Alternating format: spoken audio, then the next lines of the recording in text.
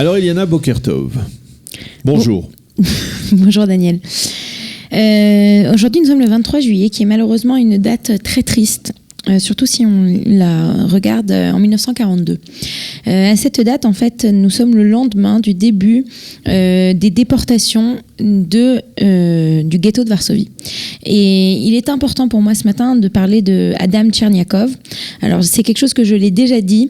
J'essaie de ne pas parler de la Shoah tous les jours. Oui, pas tous les jours. Je n'en parle pas tous les jours, mais au moins une fois tous les 10 jours, on est presque obligé de parler d'un événement important ou d'une personnalité importante, parce que c'est quand même l'événement qui a touché énormément de personnes il y a seulement une 70aine d'années. Alors, Adam Tcherniakov, je ne sais pas si ce nom vous dit quelque chose, était un ingénieur. Et c'était un sénateur juif polonais, donc c'est une personnalité déjà connue du monde juif à Varsovie. Et il va être nommé comme le chef du Judenreich à Varsovie, donc le chef de cet organisme imposé par les Allemands qui devait s'occuper de gérer la population juive. Et c'est en fait en se rendant compte et en comprenant que la vie du ghetto était finie et que les déportations vers Treblinka allaient commencer en grand nombre, qu'Adam Tcherniakov s'est suicidé à la date d'aujourd'hui, le 23 juillet 1942. Alors pour raconter son histoire, il faut raconter qu'il est né en 1880 à Varsovie, donc il a une 60aine d'années, près de 60 ans quand la guerre éclate. Il va étudier l'ingénierie, il va l'enseigner à l'école professionnelle de la communauté juive de Varsovie. C'est un juif qui est assimilé, qui se sent très fortement polonais et qui va d'ailleurs militer pour l'indépendance de la Pologne. Et donc déjà, il sera emprisonné par la police du Tsar en 1909. Ensuite, dans les belles années de la Pologne, dans les années 30, il va être membre du conseil municipal de Varsovie et conseiller de la communauté juive. Il va donc être très présent. Et le 23 septembre 1939, donc la guerre a déjà commencé, mais c'est toujours la Pologne n'a pas encore donné sa reddition.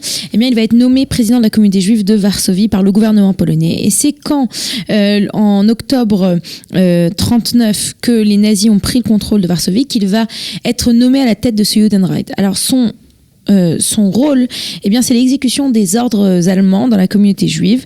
Il va d'ailleurs garder un journal, il va tenir un journal qu'il va poursuivre jusqu'au jour de sa mort, qui est un véritable témoignage et d'un point de vue historique extrêmement important pour comprendre ce qui se passe dans le ghetto.